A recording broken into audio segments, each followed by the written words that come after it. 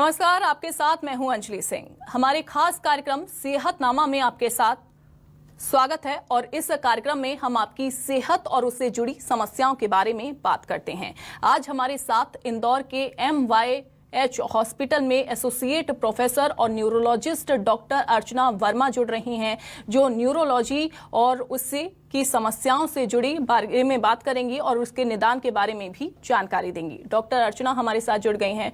Doctor अर्चना, news 24 Madhya Pradesh Chhattisgarh पर बहुत स्वागत है आपका।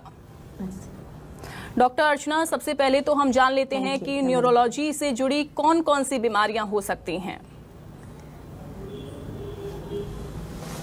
जी, न्यूरोलॉजी यानी नसों की विशेषता, ब्रेन या दिमाग, स्पाइनल कॉर्ड से निकलने वाली नसों की बीमारी जिसे हम आम भाषा में शियाटिका बोलते हैं या सर्वाइकल की बीमारी कहते हैं, या कमर के दर्द वगैरह, ब्रेन में लकवा पड़ जाना या दिमागी बुखार का आ जाना या झटकों का आना, या हाथ पैर की नसों का सुन्न हो जाना या कमजोर हो जाना, या ज़्यादा थकान बनना या मांसपेशियों में विकृति हो जाना, ये सभी न्यूरोलॉजी की बीमारियों में आते हैं। जी, इसके लक्षण कौन कौन से हैं? अगर कोई बीमारी अगर लग जाती है तो कौन कौन से लक्षण हैं? जैसे अगर लकवे की अगर प्रॉब्लम होती है तो क्या इसके कोई शुरुआती लक्षण हैं या एकदम से ये हो जाता है? जी, लकवे की पहचान होती है कि ये एकाएक होता है, और यदि किसी को एकाएक शरीर के किसी हिस्से में कमजोरी आ जाए, उदाहरण के लिए यदि जैसे चेहरा टेढ़ा हो जाता है या हाथ पैर कमजोर हो जाते हैं एक तरफ के, तो ये लकवे की पहचान है। लकवे को पहचानने के लिए हम फास्ट बोलते हैं। F यानी फेस का टेढ़ा हो जाना, A यानी आर्म का इन्वॉल्व होना, S यानी स्पीच का इन्वॉल्व होना, और T यानी टाइम यानी समय ही ब्रेन है। जितनी जल्दी आपको लकवा समझ में आए, आपको तुरंत अस्पताल में आना है। यदि आप गोल्डन आवर में अस्पताल पहुंचते हैं तो लकवे का उचित उपचार किया जा सकता है, और लंबे समय में जो लकवे के कारण व्यक्तियों में विकृतियां आ जाती हैं, कमजोरी आ जाती है, उससे बचा जा सकता है। तो लकवे को पहचानने के लिए हमें फास्ट का हमेशा ध्यान रखना है। जी डॉक्टर अर्चना, आपने जिक्र किया गोल्डन आवर। कौन से वो गोल्डन आवर हैं जिसमें इलाज किया जा सकता है, और अगर देरी हुई तो क्या इसमें मरीज को परेशानी उठानी पड़ सकती है? डेफिनेटली। देखिए, जब हमने हमारे आसपास रोड पर घूमते हुए लोगों को देखा होगा जो लकवे से ग्रस्त हुए हैं, आपने देखा है उनका चेहरा टेढ़ा हो जाता है, हाथ इस तरह से चिपकाए रहते हैं, पैर कड़क हो जाता है और उसे घसीट के चलते हैं। तो ये सब चीज़ें लाइफ लॉन्ग मरीज को परेशान करती हैं। यदि हम इनसे बचना चाहते हैं तो हमें तुरंत लकवे को पहचानना है, और यदि हम 4.5 घंटे के अंदर अस्पताल पहुंच जाते हैं तो जिन लोगों में लकवा क्लॉट के कारण हुआ है, दिमाग में थक्का जमने के कारण हुआ है, उन्हें थक्के को गलाने की थेरेपी जिसे हम बोलते हैं वह दिया जा सकता है। इसे हम थ्रोम्बोलिसिस कहते हैं। और अगले कुछ घंटों में हम इसको इंटरवेंशन के द्वारा भी इस थक्के को गला सकते हैं। इससे फ़ायदा ये होता है कि यह देखा गया कि जिनमें थक्का गलाने की थेरेपी दी गई थी उनमें 3 महीने बाद इस तरह की जो कमज़ोरियां रह जाती हैं या जो जीवन अफेक्ट हो जाता है लकवे के होने से, जैसे कि स्पीच अफेक्ट हो जाती है, खाना गुटकने की क्षमता चली जाती है, आवाज़ लड़खड़ाने लगती है, हाथ पैर कमज़ोर हो जाते हैं, ये चीज़ें कम देखने में आई। तो यह गोल्डन आवर का कॉन्सेप्ट है। और जैसे ही लकवा हो तुरंत किसी बड़े अस्पताल का रुख करें। बड़ा अस्पताल यानी जहाँ पर कम से कम एक CT स्कैन की सुविधा हो और कोई MD फिजिशियन या न्यूरोलॉजिस्ट डॉक्टर हो जो कि यह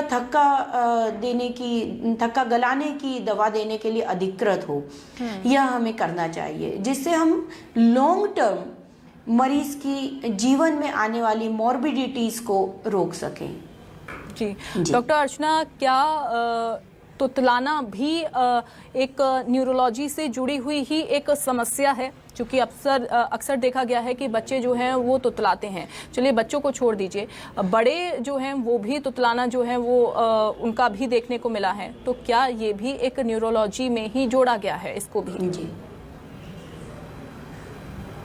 बिल्कुल। देखिए, यदि बच्चे में जन्म के साथ ही डेवलपमेंट के साथ तुतलाने की तकलीफ आई है, तब उसके कारण अलग होते हैं। कई बार ब्रेन का डेवलपमेंट, कई बार गले की मांसपेशियों का डेवलपमेंट, कई बार हम एक टंग टाई बोलते हैं, यहाँ का धागा नहीं कट पाता है, तो इस कारण से तुतलाना होता है बच्चों में। जबकि बड़ों में अगर तुतलाना शुरू हुआ है तो उनमें ज़्यादा चांसेस हैं कि वह न्यूरोलॉजिकल बीमारी के कारण होंगे। ब्रेन में कुछ ना कुछ डैमेज हुआ होगा या गले की नसों में कुछ डैमेज हुआ होगा, जिसके कारण आवाज़ लड़खड़ा रही है या तुतला रही है। इसमें हम ये भी देखते हैं कि व्यक्ति का कॉग्निशन या सामान्य ब्रेन के फंक्शन यदि ठीक हैं तो यह तुतलाने के बेहतर उपाय स्पीच थेरेपी द्वारा किए जा सकते हैं और ईएनटी विशेषज्ञ भी इसमें काफ़ी अच्छी मदद कर सकते हैं। लेकिन यदि ब्रेन भी इन्वॉल्व है तो फिर हमें हमारे उपचार के तरीके बदल जाते हैं। अगर इसमें ब्रेन इन्वॉल्व है तो कितने समय तक इसको ठीक किया जा सकता है? कितना लंबा इसमें उपचार जो है वो चलता है? जी, ब्रेन का इन्वॉल्वमेंट यदि जन्मजात कारण से है, जैसे कई बार कई बच्चे पैदा होते समय अटक जाते हैं या समय पर नहीं रोते हैं, या जिसको हम मेकोनियम या गंदा पानी कहते हैं वह पी जाते हैं, या किसी भी तरह की उन्हें पीलिया हो जाता है या उस समय बुखार आ जाता है और वो बीमार पड़ जाते हैं, तो इसके कारण जो ब्रेन डैमेज होगा ये लंबा चलेगा, इसका उपचार भी लंबा चलेगा। लेकिन यदि बड़े होने पर लकवे के कारण आवाज़ बिगड़ी है तो उसका उपचार डिफरेंट होगा। प्राइमरीली हम लकवे का उपचार करेंगे तो आवाज़ में अपने आप फ़ायदा आएगा। तो इस तरह से तय होता है कि जिस कारण से आवाज़ खराब हुई है उस पर एक्ट करना है। कई बार केवल गले की नसों का लकवा हो जाता है, उसके कारण आवाज़ चली जाती है, तब हमें इसके कारण देखने पड़ते हैं कि यहाँ पर क्या बीमारी हुई होगी जिसके कारण यह हुआ है। तो इस तरह से अलग अलग बीमारी के आधार पर अलग अलग उपचार चलते हैं। जी, डॉक्टर अर्चना, माइग्रेन की अगर मैं बात करूं या फिर अन्य जो हेडेक्स हैं उनकी अगर मैं बात करूं, वो कितना असर दिमाग पर डाल सकती हैं और कितना ज़्यादा असर डाल सकती हैं, ये भी हमारे दर्शकों को बताइए। जी, ऐसा कहा जाता है माइग्रेन या अर्धकपाली ये जीवन शैली की बीमारी है। हम जितना ज़्यादा जीवन की रेस में दौड़ रहे हैं, माइग्रेन उतना ही हमारे साथ आता जा रहा है, क्योंकि इस जीवन की रेस में दौड़ते दौड़ते हम भोजन समय पे नहीं करते हैं, हम समय पर सोते नहीं हैं और तनाव तो हमेशा हमारा साथी बन चुका है। तो ऐसे में माइग्रेन के दर्द बढ़ जाते हैं और माइग्रेन के मरीज़ में जो हम उपचार करते हैं तो दवाइयों के साथ साथ इस जीवन शैली पर भी हम मरीज़ की काम करते हैं, जिससे जो सुधार आता है वह लंबा टिकने वाला होता है। और अदरवाइज यदि हम केवल दवाओं का उपचार करते हैं तो दवाएं खत्म और दर्द शुरू। तो इसलिए दर्द का उपचार और जीवन शैली का उपचार दोनों पर ही काम करना होता है। माइग्रेन से मिलते जुलते कुछ अन्य सिरदर्द भी होते हैं, जैसे ट्राइजेमिनल ऑटोनोमिक केफेल्जियाज या टैक कहलाते हैं, क्लस्टर हेडेक्स बोलते हैं इन्हें, टेंशन टाइप हेडेक्स। इन्हें भी पहचान के यदि हम उचित उपचार करते हैं तो बहुत अच्छे रिजल्ट आते हैं, मरीजों को बहुत सुकून मिलता है और पूरी लाइफ बेटर हो जाती है। वो पेन फ्री जब होते हैं तो उनकी वर्किंग कैपेसिटी बहुत अच्छी हो जाती है। हाइपरटेंशन अगर हो या फिर अन्य हेडेक अगर होता है तो उस केसेस में क्या करना चाहिए? और कई बार ये भी देखने को मिला है कि डॉक्टर एमआरआई भी करवाते हैं, सीटी स्कैन भी करवाते हैं, तो वो किस केसेस में करवाया जाता है? क्या बहुत ज़्यादा कंडीशन खराब हो जाती है तब करवाते हैं? जी, देखिए, आमतौर पर लंबे चलने वाले सिरदर्द, चाहे वो माइग्रेन हो या टेंशन टाइप हेडेक हो, उनमें सिरदर्द की आवश्यकता नहीं, एमआरआई की आवश्यकता नहीं होती है। पर यदि व्यक्ति को एकाएक कोई नया सिरदर्द शुरू हुआ है, उसकी आंखें लाल हो रही हैं या उसको आंखों से दिखने में दिक्कत आ रही है, यदि उसे साथ में झटके बन रहे हैं या उसको सिरदर्द के साथ बुखार आ रहा है या उसको साथ में सर्दी जुकाम जिस तरह की चीज़ें हैं, तो ये हमारे रेड फ्लैग्स कहलाते हैं। इनमें हमें तुरंत सीटी स्कैन या एमआरआई करना होता है। कुल मिला के ये कहें कि जिस व्यक्ति को कभी सिर दर्द नहीं था उसे आज एकाएक सिर दर्द होने लगा, और उसके साथ यदि आंखों के लक्षण, कान के लक्षण, नाक के लक्षण या गर्दन का दर्द जुड़े हुए हैं तो हमें इसमें सीटी स्कैन या एमआरआई करना है, और या बुखार जुड़ा हुआ है तो सीटी स्कैन या एमआरआई करना है। और या फिर एक व्यक्ति है जिसे सिर दर्द की एक तरह की बीमारी थी लेकिन सडनली उसके सिर दर्द बढ़ गए, तो इसमें हमें सीटी स्कैन या एमआरआई करने की आवश्यकता है। अन्यथा हर व्यक्ति में इस जांच की आवश्यकता नहीं होती। लेकिन क्या लंबे समय तक हेडेक होता रहे डॉक्टर अर्चना, और वो हेडेक टेंशन की वजह से बढ़ता चला जाए और वो दिमाग पर इतना ज़्यादा असर कर दे, तो क्या इसमें किसी की मौत होने की भी संभावना है?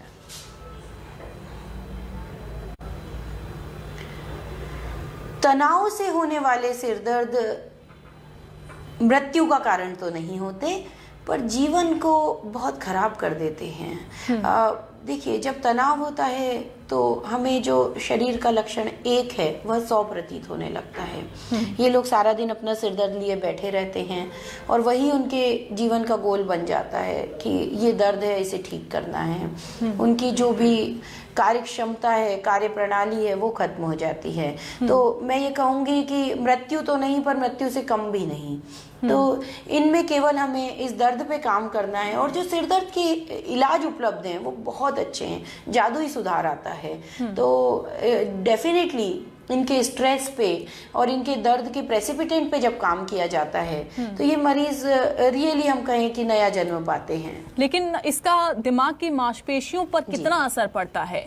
क्योंकि वो जाहिर सी बात है, अगर दर्द होगा तो वो सिकुड़ना शुरू हो जाएंगी, दिमाग की मांसपेशियां, आंखों की मांसपेशियां सिकुड़ना शुरू होंगी, तो कितना असर पड़ेगा? और लंबे समय तक अगर ये हो रहा हो तो लंबे समय तक होने वाले सिर दर्द डेफिनेटली ब्रेन में चेंजेस करते हैं, और ये चेंजेस फिर बाद में और डिफ़िकल्ट टू मैनेज हो जाते हैं। और कई बार जब स्ट्रेसेस बने रहते हैं तो हमने देखा है कि कई अन्य रोगों को भी जन्म मिलता है। जिस तरह से पेट के रोग जुड़ जाते हैं, साथ में एंजाइटी, न्यूरोसिस जुड़ जाता है, तो इन सब को भी उपचार की उतनी ही आवश्यकता होती है जितनी किसी अन्य बीमारी के मरीज को। और जैसे हमारे यहाँ कहते हैं कि टेंशन ही तो है, ठीक हो जाएगा, नहीं, हमें इस पर भी पूरा काम करने की आवश्यकता होती है। इसे हम लाइटली नहीं ले सकते। जी डॉक्टर अर्चना, बच्चों में अगर दिमागी अगर किसी तरीके की परेशानी देखने को मिल रही है, मानसिक तौर पर अगर किसी तरीके की उसको परेशानी है, कैसे उसको डील किया जाता है? कौन कौन सी बीमारी बच्चों को हो सकती है मानसिक तौर पर? जी, बच्चों में जो हम सबसे कॉमनली देखते हैं, ये मैं उन बच्चों की बात कर रही हूँ जो जन्म से विकृत नहीं थे, जन्म से नॉर्मल थे। तो ऐसे बच्चों में सबसे ज़्यादा जो हमारे पास आते हैं वो है मिर्गी के मरीज। और मिर्गी बच्चों के जीवन को अफेक्ट करती है। उनके दोस्त उन्हें स्वीकार नहीं करते, उनकी बीमारी को स्वीकार नहीं करते। स्कूल में पढ़ाई अफेक्ट होने लगती है, सोसाइटी में जहाँ वो खेलने जाते हैं वहाँ उन्हें लोग स्वीकार नहीं करते। और ये एक बीमारी हम बच्चों में सबसे कॉमनली देखते हैं। दूसरा, जो वायरल बुखार होता है, उसके साथ बच्चों में वायरल मेनिंजाइटिस यानी कि जिसे हम दिमागी बुखार कहते हैं, वायरल एनकेफेलाइटिस आदि भी काफ़ी देखने में आता है। और ये वो बच्चे हुए जो पहले नॉर्मल थे और उनमें नई चीज़ें आईं। इसी नाम की बीमारी उसे कहते हैं, वह हो सकती है। हाथ पैर कड़क हो जाते हैं, या कई बार शरीर में झटके भी आते हैं, कई बार हाथ पैर की एबनॉर्मल पोस्चरिंग हो जाती है। इसके नॉर्मल हैं, उन्हें किस तरह से सुधारा जाए, उन्हें फर्दर आगे की संतति में जाने से कैसे रोका जाए, और उस जीन के कारण मांसपेशियों पे और नसों पे जो असर आया है उनके लिए क्या उपचार उपलब्ध हैं, जिन उपचारों को देकर हम व्यक्ति के जीवन को आरामदायक बना सकते हैं। तो आज की तिथि में ये कहना सही नहीं होगा कि जेनेटिक बीमारी यानी व्यक्ति को इसी के साथ पैदा होना है और इसी के साथ चले जाना है। नहीं, जेनेटिक बीमारियों को भी हमें खोजना होता है, हमें डायग्नोज करना होता है, और कई जेनेटिक बीमारियों के अच्छे उपचार उपलब्ध हो गए हैं, तो वो भी हम देने का प्रयास करते हैं।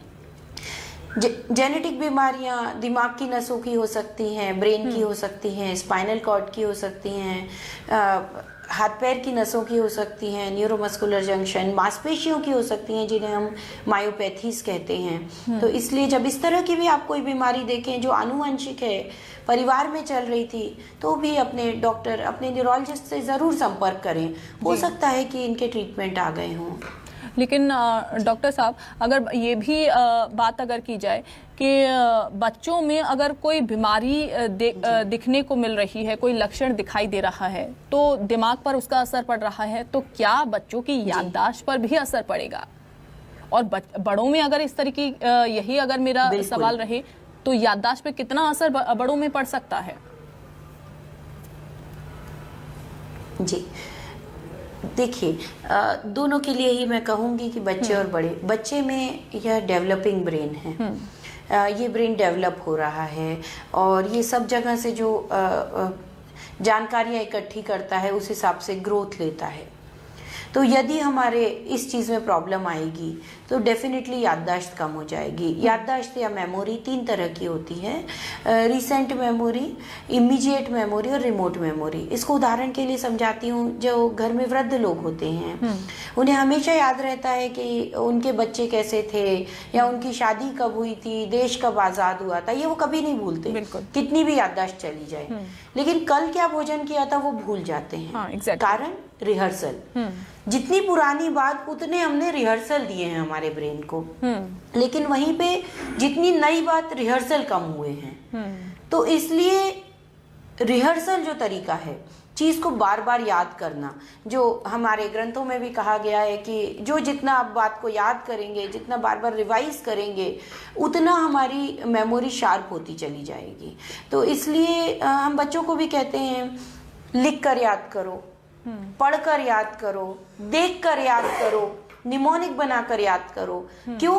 क्योंकि हम दिमाग को रिहर्सल दे रहे हैं, तरह तरह से रिहर्सल, जिससे उसको चीजें याद रहें। तो जब हमारा ब्रेन डैमेज होता है तो हमारे कुछ सर्किट लॉस्ट हो गए, कभी देखने का सर्किट लॉस्ट हो गया, कभी बोलने का लॉस्ट हो गया, कभी हमारा समझने का सर्किट लॉस्ट हो गया। तो डेफिनेटली उसका असर हमारी मेमोरी पर तो पड़ता ही है।